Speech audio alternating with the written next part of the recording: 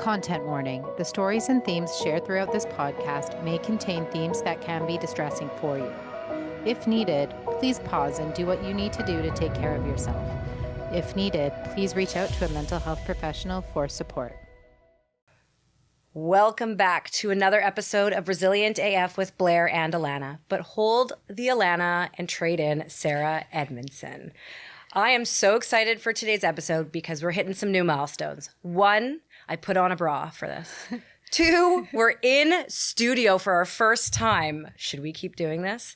And 3, Sarah and I go way back, like 17 years back. And we've been trying to do this interview for probably about a year. And it just didn't work out. We live in different countries, different time zones. And she and I are finally in the same place at the same time.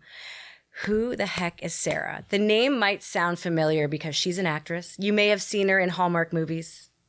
You may have read her book, Scarred. You may have watched a show that she created called The Vow. Maybe you've seen her in the New York Times because she was one of the whistleblowers for the NXIVM cult. But I know her on a different level. Well, not really, but sort of. And I'm honored to be sitting with her today. Hi, Sarah. Hi, Blair. Thanks so much for having me. I'm so glad we did this in person. It's such a treat. So much fun. So let's just cut to it. Yeah. Sarah didn't know she was in a cult. You didn't know you were in a cult? No, nobody joins a cult on purpose. Yeah, yes. No one joins on purpose. Mm-hmm. And then all of a sudden, it was like, oh, fuck, I'm in a cult. Mm-hmm. And I almost joined your cult. You did. I'm so glad you didn't, though. We were in, I'll never forget it. I somehow met you. I think we Who introduced us? I was trying to remember that. I don't know, but it's somehow we both had the Jewish connection. Yeah. And you're like, come to this townhouse. Might have been Marissa's. I think it may have been. And you're like, I want to just do it. We're sharing things. And I went and I loved everyone there. And you were talking about this personal development. And I love that shit. My background's Lululemon. Right. And I was like, I am so into this. But then you kept talking about Vanguard. His name is Keith, but we call him Vanguard. And I was like, that's kind of weird. Red flag. And red flag. And then then there was the cost. And I was like, I'm too poor. I could barely pay my rent. I was like, darn it. So being poor. Saved you. Saved me. Yeah. And your journey, I mean, do you want to give maybe the high level, because we only have so much time today. The cliff notes of your journey. Yeah. And also it's so widely out there. If somebody wants to hear an abridged version of my story on another podcast or whatever, I'll put it in the show notes. Perfect. But the long and short of it is that I joined in 2005 what I thought was a personal and professional development program, which is what I was probably pitching you on. ESP. It was called Executive Success Programs. Everyone knows it now as NXIVM because there were so many different other companies. That's the parent company, so it was easier just to say NXIVM. But at that time, it was ESP, and I was a big proponent of it. I loved it. It changed my life. I learned a lot of great tools, and I was a recruiter. I told everybody that I thought could use it or need it about it because I really did believe in it. And really what it was on the outside was just that. Mm-hmm. Tools for growth, tools to understand your belief system, tools to understand who you are, to build self-awareness and all those things. But on the inside was something much darker and very nefarious that was kept from me for many, many, many years. So I've since learned that all cults do this. They have something of value on the outside to draw people in. I call it like honey on the outside of a rotten apple. Draws people in. So many things happened. I was there for 12 years, and we can dig into any of this, but cut to 12 years later, some very big red flags emerged that were too hard to ignore. And I had many over the years, but I didn't understand what I was looking at. I didn't have the cult education that I have now. Otherwise, I probably would have run for the hills, so much sooner. But at the end of that 12 years, those things were too hard to deny. And myself and my husband and a group of other whistleblowers went to the New York Times. That sparked an investigation. The leader was in jail for now 120 years, Keith Raniere, Vanguard. The Vanguard is behind bars. The Vanguard's being guarded. He absolutely is. And just a little thing. I didn't create The Vow. I was a subject in The Vow, but it doesn't so people know that I was a subject in it. But that documentary kind of blew up my life. It happened in COVID in terms of obviously getting out of the cult blew up my life, but in terms of having a spotlight on this issue. And it came out, in 2020 after everyone was watching Tiger King. And then everybody was watching The Vow, and people started messaging Nippy and I, my husband, who I met in NXIVM, I have 2 beautiful kids with him. It's a little silver, I call them my silver linings. And writing things like, oh my goodness, I didn't realize I was in a cult until I saw The Vow, or holy shit, I almost joined this thing. And then I watched The Vow and I realized that it was a cult in my research. So we started to recognize that The Vow was totally broadening people's perspectives on cults and how coercive control works and how people can get involved in these things and not know what they're looking at until it's too late. And I had been acting up until that point, and we stopped because it was COVID. And then all of a sudden we started to record, our conversations that we were having with experts and other whistleblowers, and it turned into a podcast, which is now our career. A little bit culty. A little bit culty. As we talk about things that are a little culty, a lot culty, and everything in between. And it's been very rewarding and very meaningful to me. And I hadn't gone back to acting, and it's now our full-time thing. So that's a sort of a brief version. I was in a cult, I got out of a cult, and now I have a podcast about cults. So her story is fascinating. Okay, so Sarah. Yeah. You got branded. I got branded, yes. So I want to talk about that for a sec, because you didn't know it was a cult because you were on the outside. You were in the honey, and then you learned about the rotten apple. Yeah. What was your first flag, or what was the first flag, and then how did that translate to when the last flag? Yeah, the last flag, the permanent flag. The permanent flag. So I actually had red flags from before I even went to the program. My first red flags were the pressure I was getting to join, signing up for the 48-hour discount. Are you talking about the very even before I so you had flags before? Yeah, I just didn't know. My line about that is I saw the red flags. I just thought I was going to a carnival. Oh, and you were. I was, yeah, and that's the thing. Red flags are very helpful in retrospect, unless you can learn from them and bring them forward into the future. Knowing what I know now about cults and sales tactics, I wouldn't have even signed up. Because I would have recognized, you're using scarcity mentality to make me feel like this is my last opportunity, and my FOMO tendency so that I, don't miss out on anything. And you're using high pressure so I can get the discount on all of these sales tactics. And then also in my very first 5-day training, I had many inner gut instincts to get the fuck out. And I can swear, right? Yeah. Oh yeah, great, awesome. We're the Resilient AF oh yeah, podcast. Of course, duh. It's in the title, Sarah. Okay, so Castaway. Yeah, thank you. I definitely had many instincts to leave, and what they did very brilliantly was they set up that from the beginning, if you have the urge to bolt, which is normal, it just means that you're working on your shit. Which there is some truth in that. If you've ever been in therapy, and I know you're a coach, and sometimes when you're really in it, it's uncomfortable to look at yourself. So there was that element, and then there was also this inner voice saying something's not right here. But then there's this other thing called sunk cost fallacy, where once you've paid your money and you want to get your money's worth, or a very simple example, it's at the elevator and you've pressed the button, and it's coming. At some point you don't want to cut your losses because you've already invested so much time, so you just wait it out. So that's kind of what was happening for me. And it was 12-year waiting. 12-year waiting in the elevator. It was this is going to pay off. This is going to pay off. And I had invested so much. The other metaphor that I like to use, I think it's really important, is that there's this idea that there's a shelf where we put things and moments and thoughts that you can't quite wrap your head around, and you put it on the shelf, and you put things on the shelf, and eventually the shelf breaks. So the final straw, yes, was the branding, but I had 12 years of, wait, what did he just say to me? Or, that doesn't sit right with me. Oh, but he's the authority. So there's so many things in a system where there's a power imbalance, and ours is no different than any other cult or any other group that I've studied since, where in an authoritarian structure, which, there's a pyramid, there's someone on top. And if you're agreeing, I'm coming in as a student, which in any coaching program you have to. You have to say, I know less than you, teach me. Yes. So that's helpful sometimes, but it's also inherently set up for toxicity or abuses of power. The person on the top wants to exploit the people on the bottom, which it was the case with the Vanguard. But we would never have suspected that because he was the most humanitarian, ethical man in the world, is what we were taught. So interesting. Okay, so walk me through this, because you said you were in the honey and you didn't know what was going on behind the scenes. In those 12 years, when did you learn what was going on behind the scenes? The week before I left. Good for you. Your flag got really big. My flag got really big. So, and there's so many things that led up to that. all those shelf moments that I mentioned. Too many to encapsulate in an hour. My first book that you mentioned, Scarred, really walks people through, like, how did I even get branded? You know, how would I let that happen? Which is a common question. Yeah. Unless you've been a cult survivor, in which case the response is, I'm so sorry that happened to you. Because I would never have let that happen. I would never have wanted Keith Raniere's initials on my body. And by the way, that was one of the things that's really important, is that the branding itself didn't wake me up. It was realizing that the symbol of my body was his initials and that they'd lied to me about that. Wow. Yeah. All cults have deception. If I had joined on day one and they said, you know, in 12 years, you're going to have the leader's initials seared into your flesh. Okay? I would have said, what the fuck are you talking about? So many things had to happen to get to that point.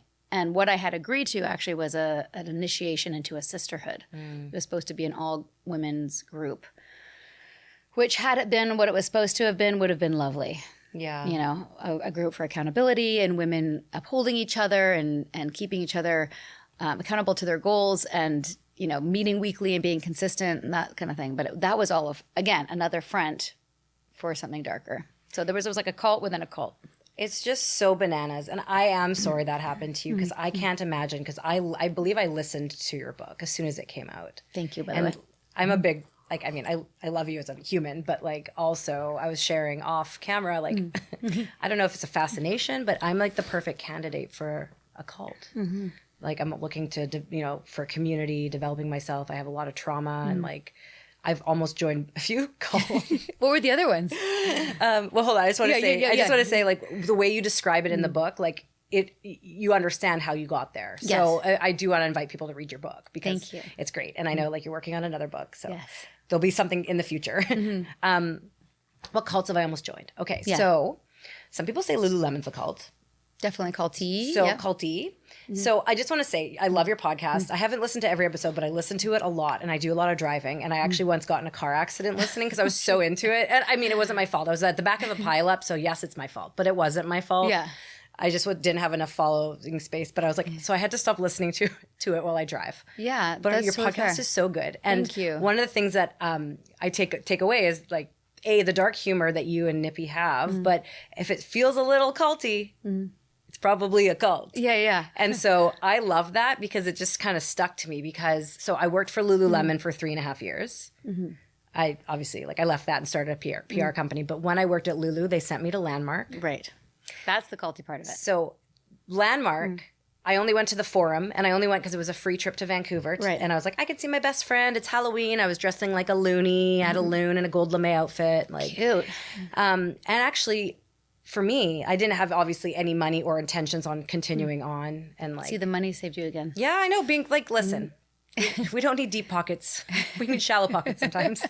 So, but the thing is like, there was a point in those few days that something clicked in my brain. It actually gave me the tools I needed that I didn't know I had to forgive my dad. Amazing. And began developing a beautiful relationship with him, because he lived with addiction. He broke my heart as a child. I hated him. I wanted him to die. And I just had this moment where I'm going to accept him for who he is. Well, he was, because he's since passed. And we developed a beautiful relationship. So I took a lot away from Landmark. And what's really interesting is that every conversation I have, someone is like, what was that moment? And I can't remember. And then I listened to I think it was a 2-part Landmark interview. Yeah, Ann Peterson. Yeah. And I there was a moment in the interview where I was like, that is it. That's when it happened. And then it just like, it's like, I can't remember. It doesn't stay in my brain. Probably about like looking at the story. And I don't even know, but I remember like, I mean, that could be it. So I didn't join Landmark. But you got the good out of it. I got the good out of it. When I was 12, I wanted to make money, and I had my mom sign up for Avon, and I went door to door selling makeup. So like, I could have got sucked into the Avon world. I'm glad you. And there was I'm a prime candidate for MLM. Like, I can sell anything. I can sell trees to a forest. And so there was a couple different, like, people are always trying to hook me into whatever MLM they're, you know, a part of, right? And there was a couple I signed up for. Like, at one point I was in Sensi. At one point I was in this thing called Lioness, which sold like loyalty cards.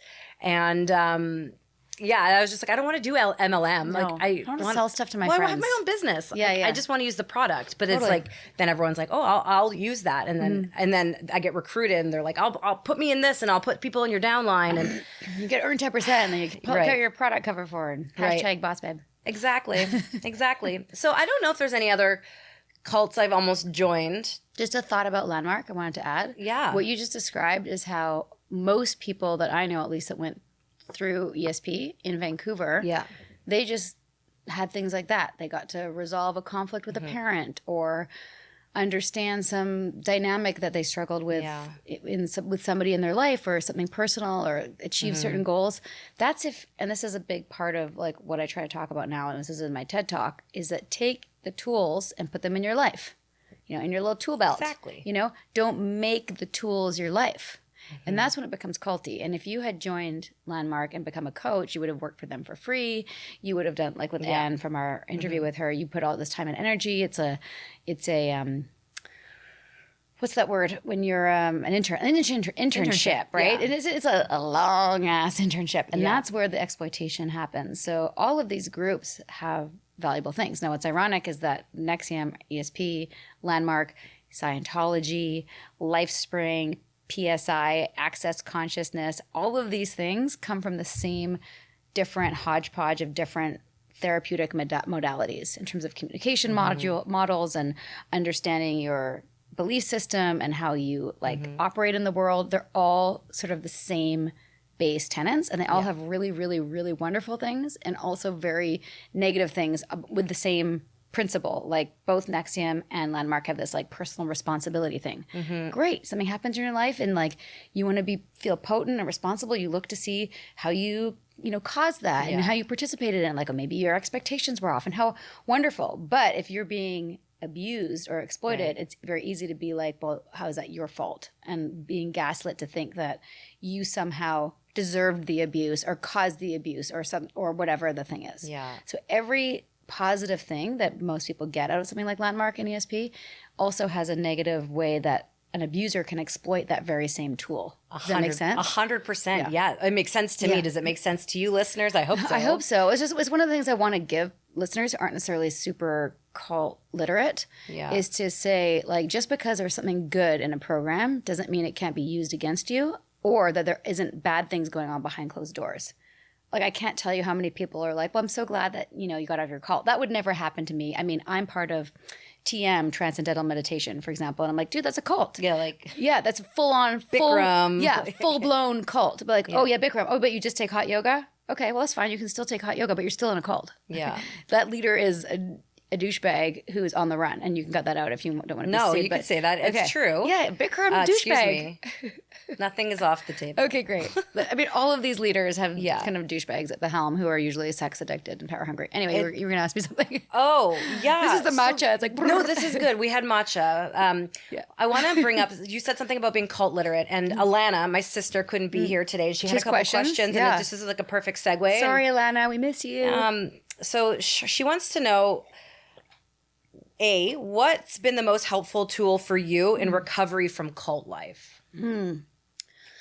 I have like 5. Give us the 5. Yeah. And actually, this is in the new book. Okay. So this is in the new book because so many people come to us who've read Scarred or heard the podcast or watched The Vow and they're like, I just got out. What do I do?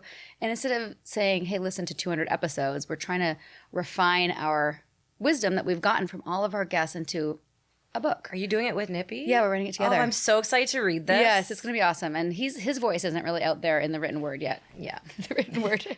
Yeah. Okay, so let's talk about those 5 tools. So the 5 tools. Yeah. So this is all in the book in terms of healing modalities. So there's a lot of things. One is self-education, like really understanding what the fuck happened. And that was in the form of books and podcasts and docuseries and talking to other guests and learning some of the things we're trying to distill into the book. So that was something we had to do, and it took us a long time. We're hoping to save people time down the road. Yeah, well, because sometimes they just want, give me the Coles notes. This is the Coles notes. I need help. This is like the A to Z for how American of you. I know we're so American already. Why didn't Zed A to Z? Oh God, that feels weird so now. Funny. I can't believe I've embraced that. It's okay. Yeah, y'all, that too. Yeah. A lot of time in nature, being in like in a cold river or like glacial cold plunging, forest bathing. I have to walk every day after every podcast, especially when it's dark content. I get outside and get some fresh air. And then so many different actual healing modalities. Just basic therapy. I do a lot of body work, massage, cranial sacral. Yeah. Microdosing. Yeah. Yeah, big into both types of microdosing. And hot baths. Every night, pretty much, I have a hot Epsom salt bath, like without fail. I'm not even recovering from a cult and I do all those things. I'm recovering from life. You've had some other traumas. Yeah, but like but the science, there's like neuroscience is behind all those things. And I think that's really interesting is like you don't have to do these things if you've never like healing from leaving a cult. You should be doing them anyways because life, like, we are the walking wounded. And you may be like also cult adjacent or somewhat in a cult and not even know. Yeah. Yeah. Right? Like what about those people addicted to video games? Like, yeah, you're dependent on something. right? Which reminds me, the other thing that's really important for me is my yoga practice, which is also difficult because I don't want to get caught up in another yoga thing, right? So I'm very clear about going to a studio that doesn't have a dogma. Yeah, it's not preachy. It's not like, preachy. You're there to stretch and connect. And I'm okay with a little bit of spirituality as long as it's not part of, Kundalini or Bikram or John Friend from Ashtanga. Like all of these people have had scandals. And I don't want to be a part of that. Right. I love that. And those are really great tips. And I can't wait to read that book. Thank you. So the second question that came in from my sister Roni, we like to call ourselves the Griefy Gals. Oh, yeah. Great. How can you spot if a group or organization is leaning towards being culty? It's a great question. I think the first thing to check in with yourself is how do you feel? And any group will make you feel good at first. And so it's hard to use that one throughout because if you're like, oh, I feel so welcomed and I feel so accepted and I feel so special and I feel so seen. That can be really good, but it also can be love bombing. Yeah. Right. And that's hard because if you're in that phase, everything's with rose-colored glasses and it's hard to notice the red flags. And then also when it does come, because it eventually does, where you're criticized or you're kind of cut down a bit, can be a place for you to go, wow, that's really toxic, and hit and run, get out of there. But other times people go, oh, but like I'm here to learn and this person's helping me. Like an ESP, that kind of feedback or criticism was always done in a really loving tone. Yeah. So it was very difficult to know that it was toxic. It was like someone was saying to me, something like, well, what does it mean that you even think that right now? Lululemon was like that too, Yeah, like the sandwich method. Like, oh, like I really love how you fold these shirts. Unfortunately, you talk too much to customers, but we love the information you're giving. Yeah, sort of like in the middle. Yeah.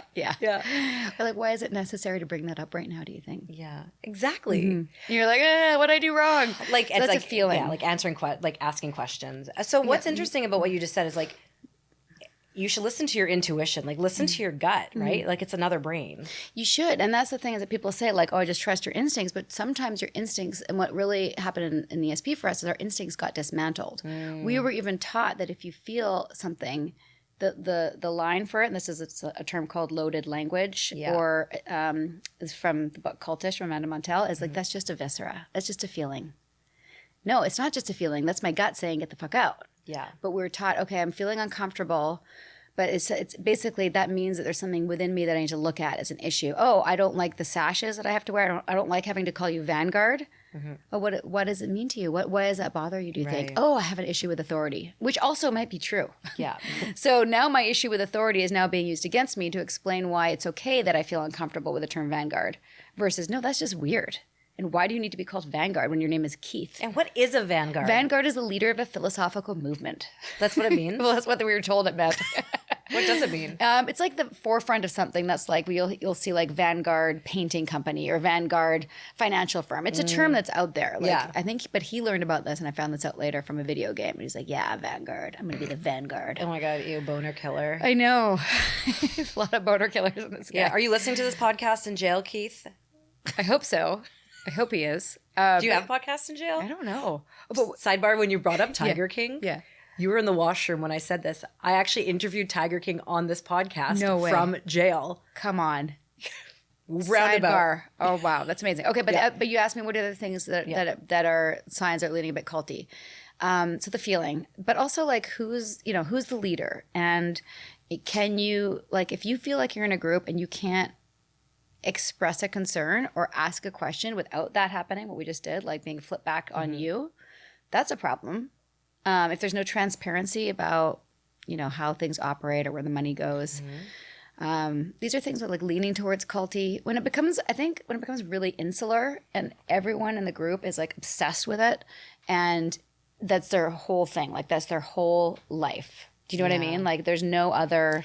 It's like that's their identity.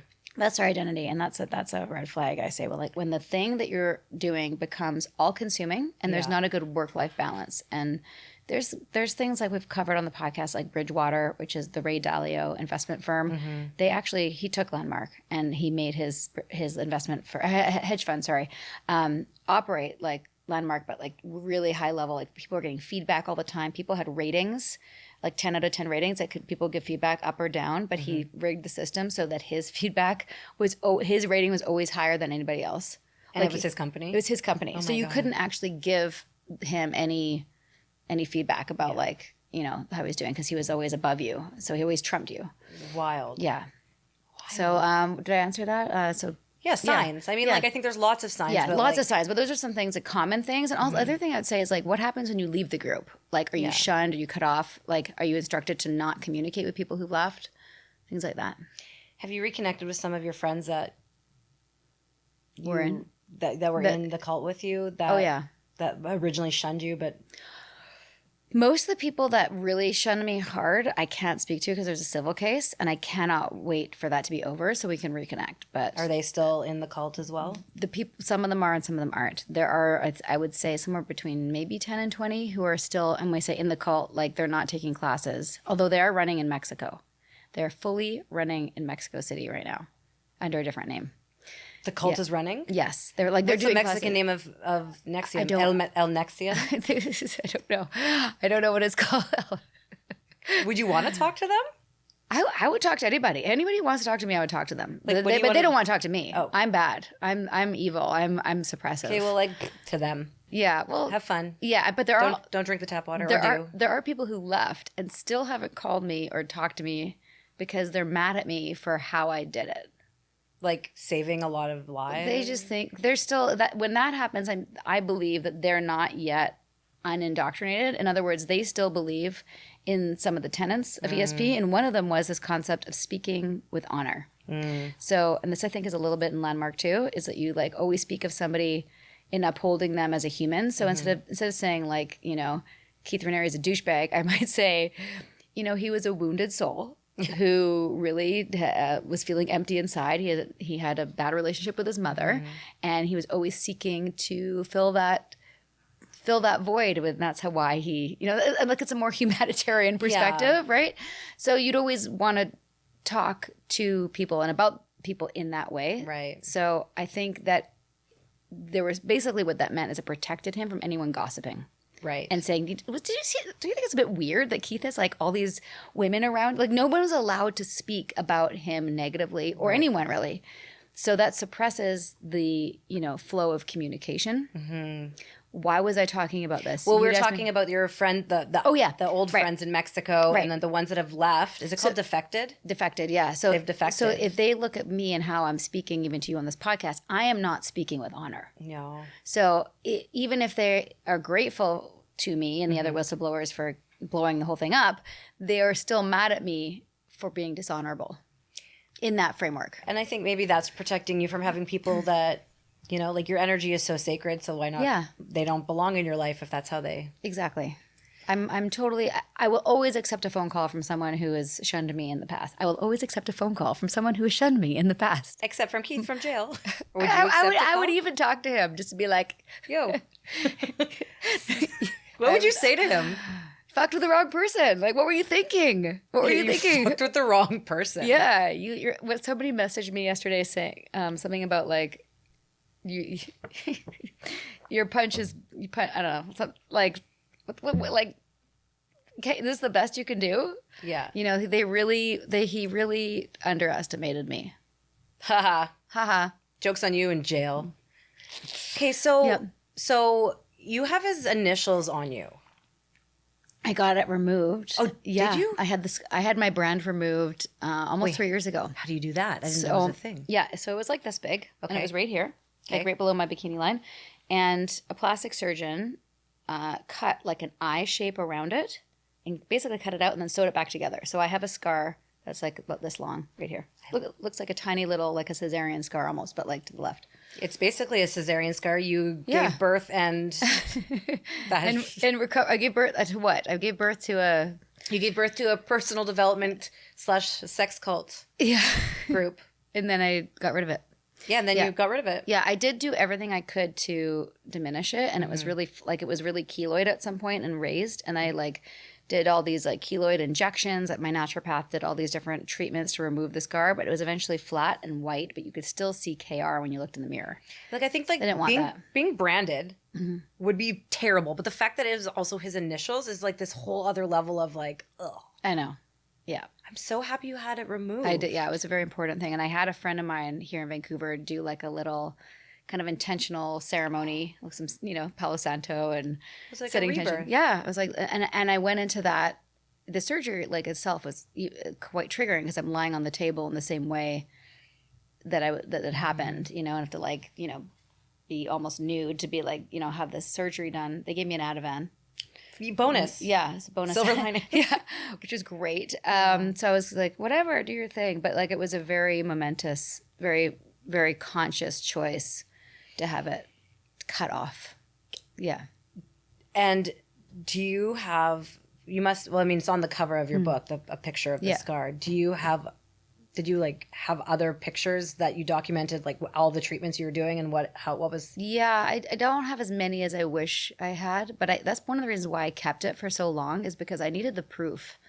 And that's like, even when I was, after I did the New York Times and like, then like showing the FBI and showing the journalist who interviewed me for 2020, which is like all these big press things. I didn't do it on air, but I would like show, I wanted them to see it because it's a very visceral thing to see a mark like that on someone's body. It was big and it was pretty grotesque. Is it like the way you see in movies where like they heat up the iron and they... No. And if anyone buys my book in Mexico, I don't have any control over in this. Mexico. Yeah, like the Spanish version of Scarred. Okay, I'm like, because there's cults down there. No, because when you publish through like a big publisher, they can just translate it, and so they had this like iron that had the symbols, and it was like smoking, and that's not what happened. No, so it's. Can you walk us through like moment by moment? I don't know if I'm not going to go fully moment through moment because it's a little tricky. Yeah, you choose the moments that you're comfortable sharing. Yeah, and if not, that's also fine. Yeah, thank you. I've learned that even 8 years out, when I go through it moment by moment, I kind of go back to it. So let's not go back. I won't go back to the whole thing, but I will tell you that it wasn't it was a cauterizing iron. So that's kind of like, imagine a pen. It's a pen that's like really hot, and when you draw along the skin, it kind of slices open. I'm sorry. My God. I know. It's like I could feel it. I know, and imagine it here without anesthetic. Like if any woman has ever been lasered, their bikini line lasered. I started doing laser, but like we did not finish. Yeah, it's really intense. So, and even then, they usually put numbing cream or say take a Tylenol. You had none of that? No, that was the whole point. And how was it like a slow? Yeah, it was like this. So like faster than a tattoo, but like that was one line, and there was like 1, 2, 3. I don't know how many lines, 15 lines, whatever. But in between each line, Lauren, who was leading me through it, was like having me recite some thing that I guess Keith had written about, like, started with "Master, would you brand me? It would be an honor." So and this came out later in the trial, by the way, where there's so many little details.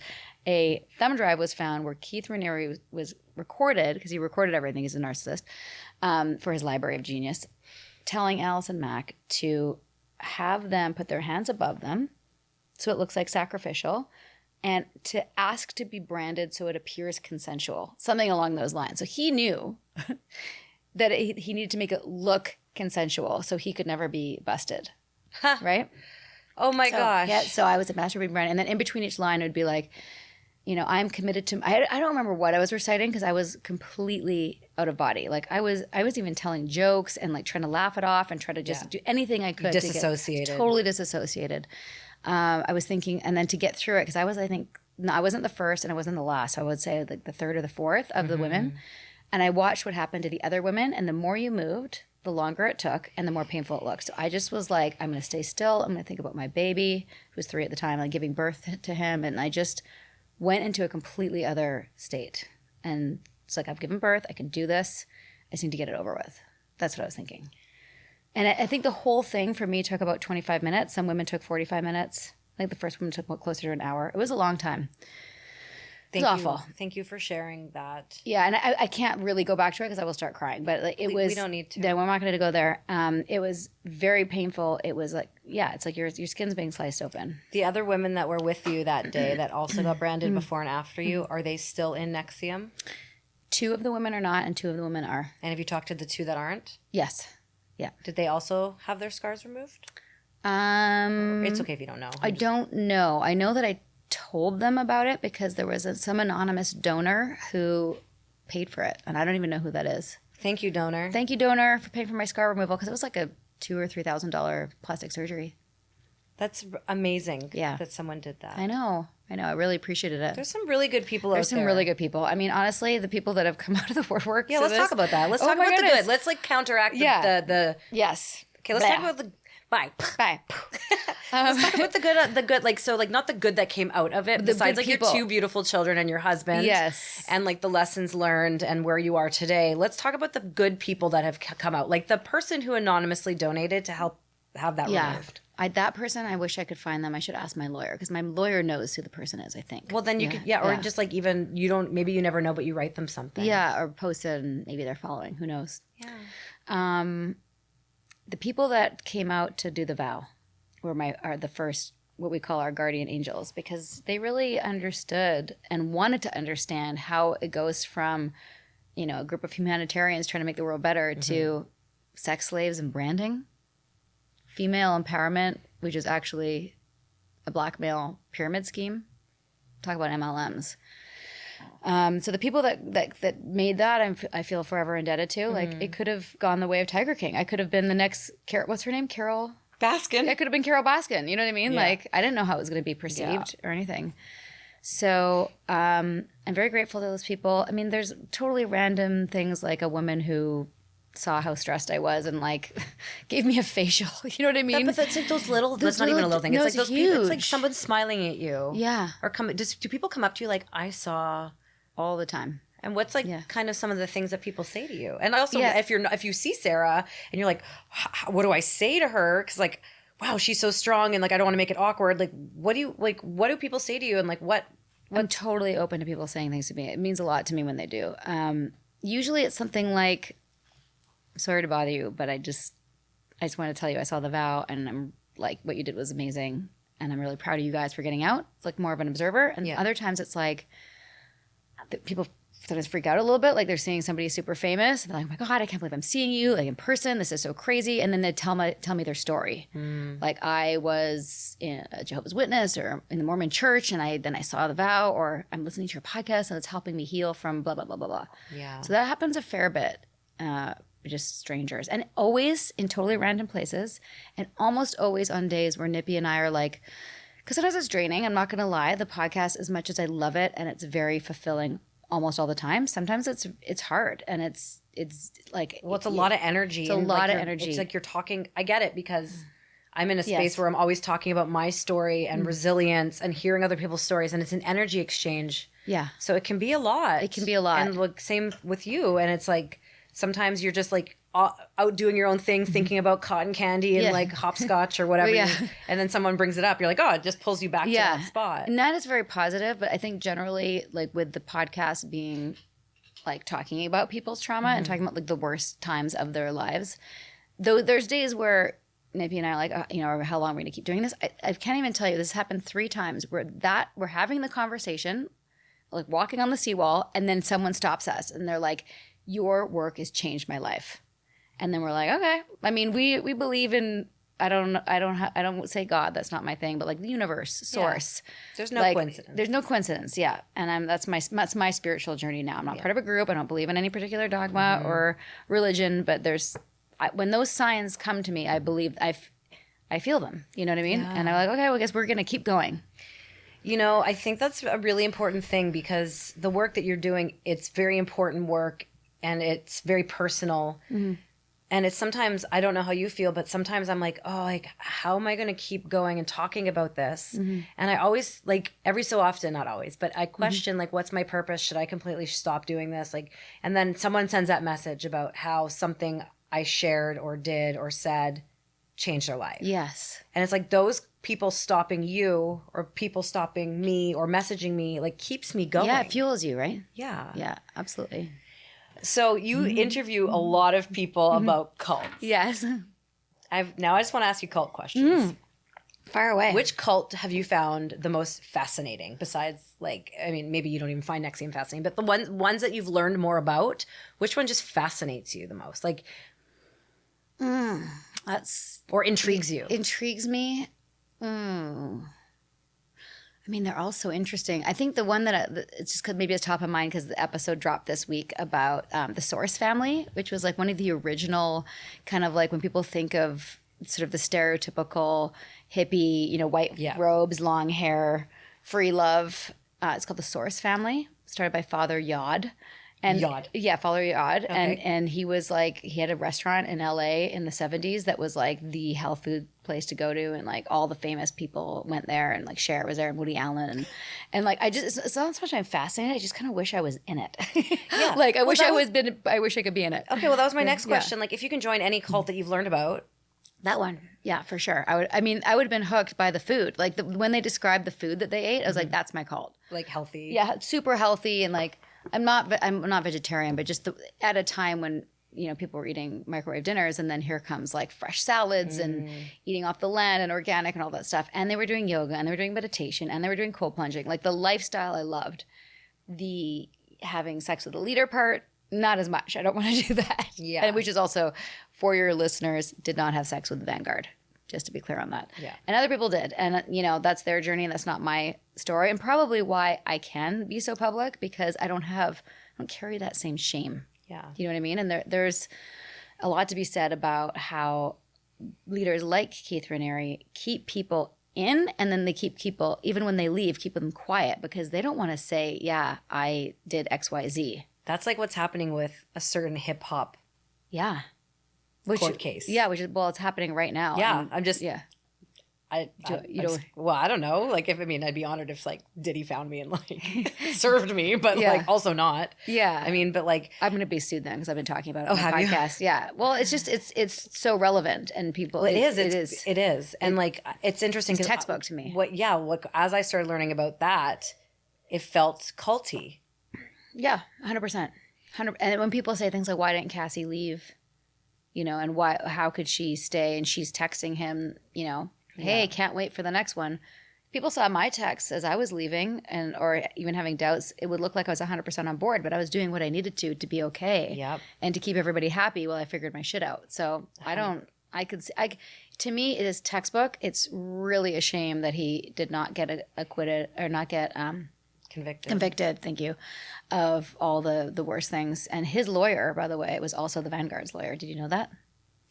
Yeah. Sean Combs, I don't even call him P. Diddy. Sean Combs' lawyer was Keith Raniere's lawyer.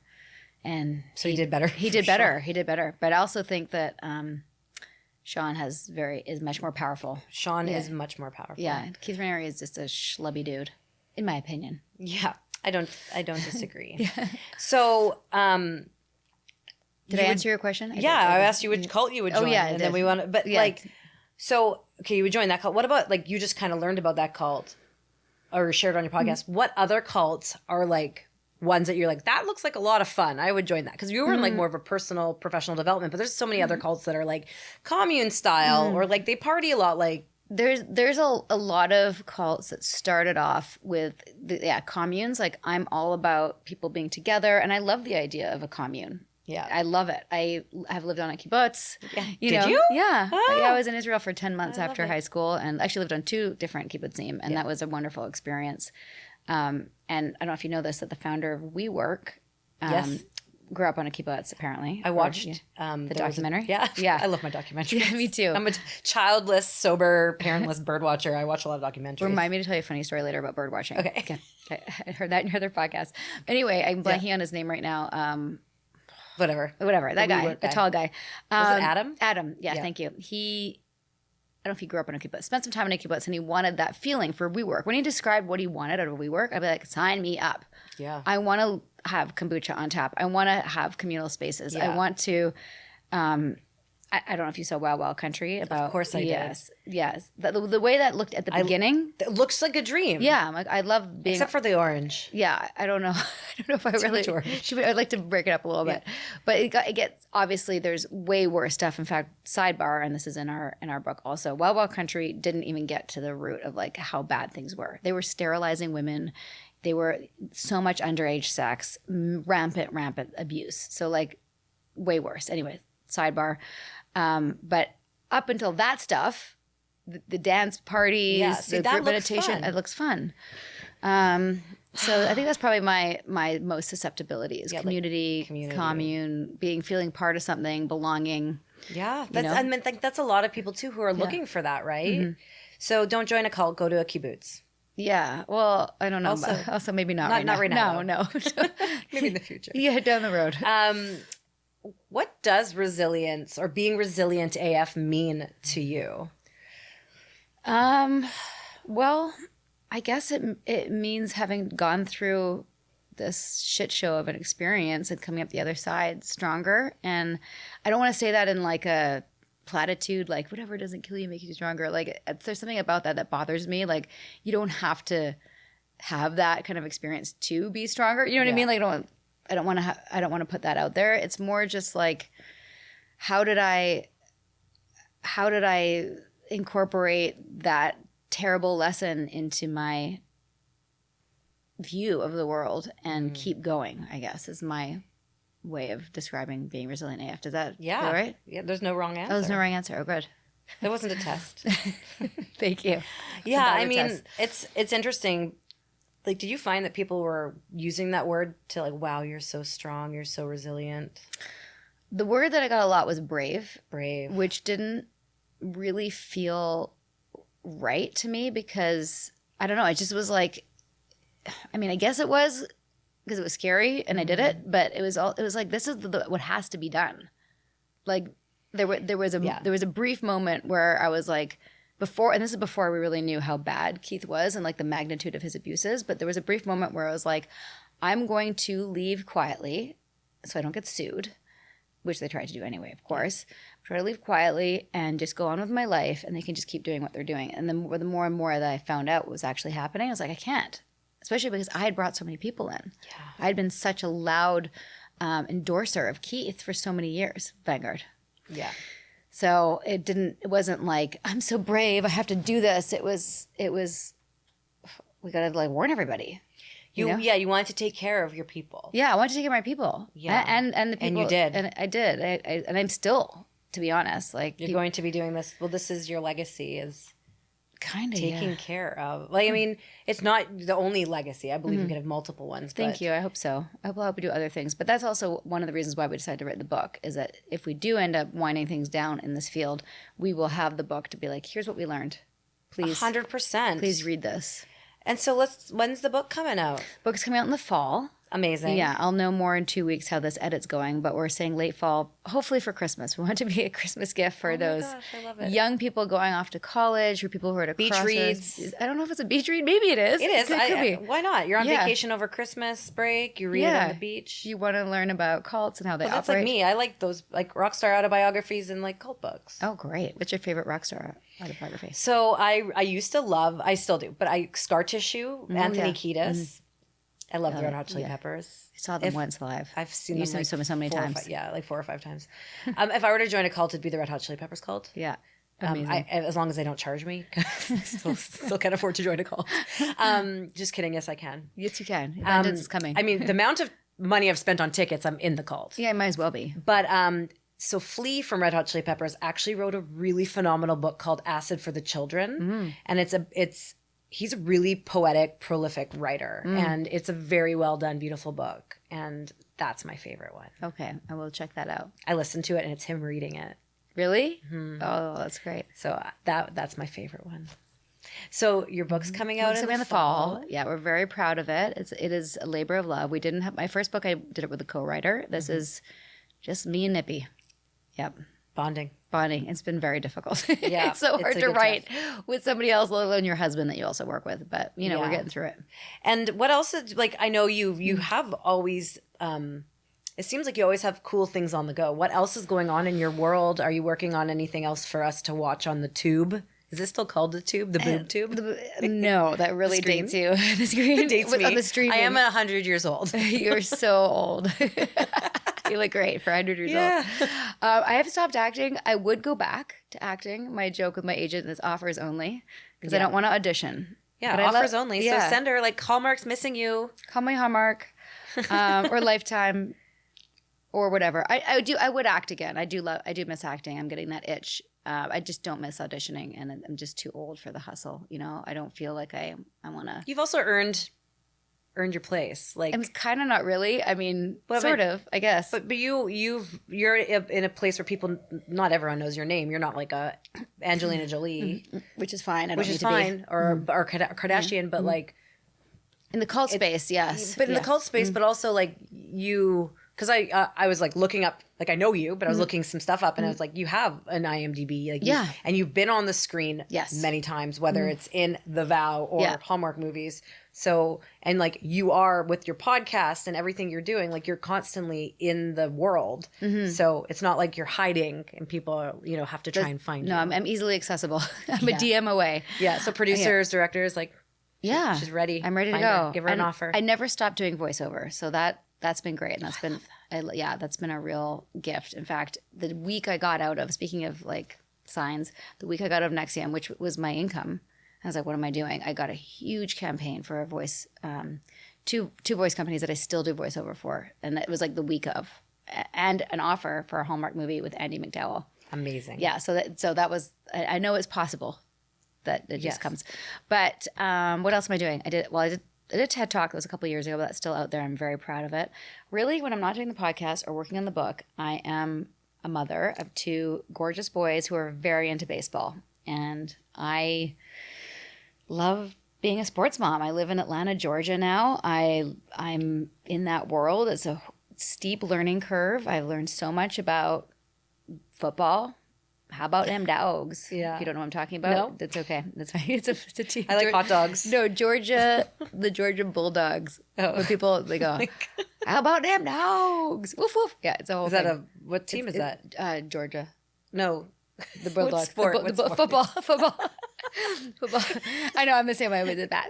Like, I know hockey. I don't, yeah, hockey is irrelevant. So you hang for me out now. with your family, you're working on a book, which I cannot wait to read, and your podcast, and you put out a lot of episodes. We're always on. We're always on Mondays and Thursdays. So we are on a lot, and that's full time. Yeah. Well, I'm really excited, and I'm excited that you you. are going to be featured in our book, Resilient AF, Yeah. Skin Deep Stories. Oh my goodness, I'm so excited. Even though I don't have a tattoo, that's okay.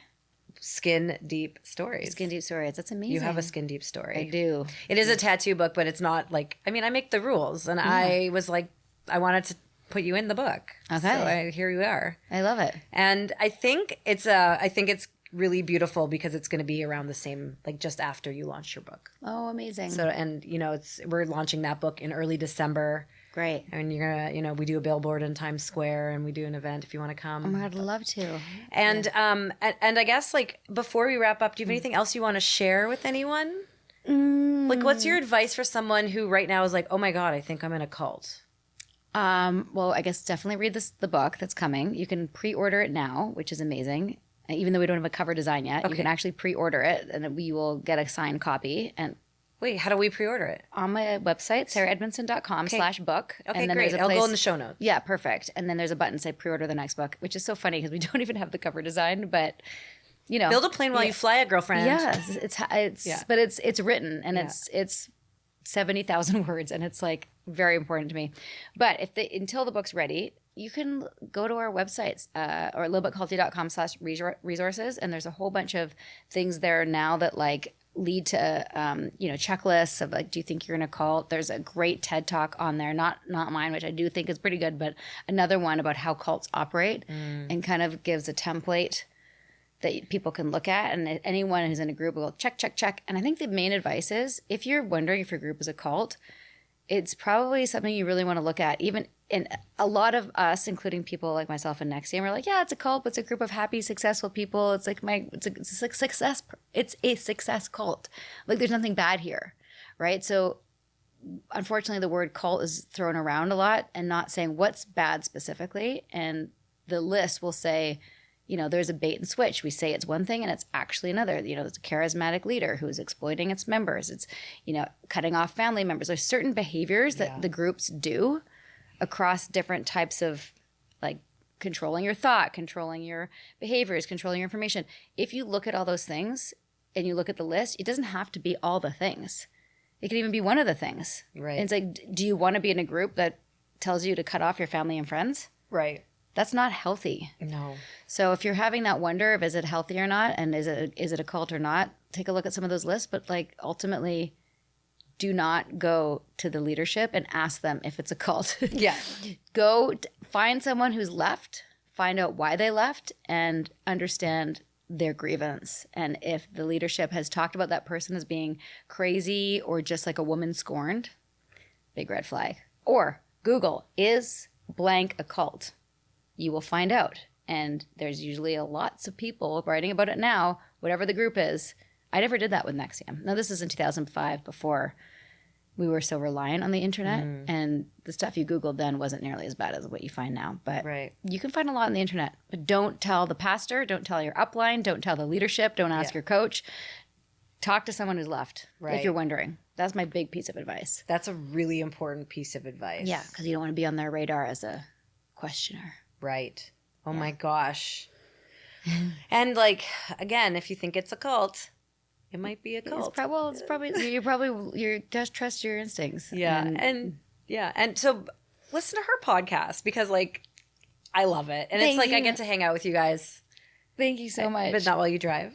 Yeah, don't do it while you drive. I'm so sorry that I may have participated in an accident for you. It's okay. I was fine. I ended up in a ditch sideways. That could have been worse. The cops were like, you must have like a serious team of angels looking out for you. I'm like, oh, if you only knew. Oh, yeah. If you only knew. Yes.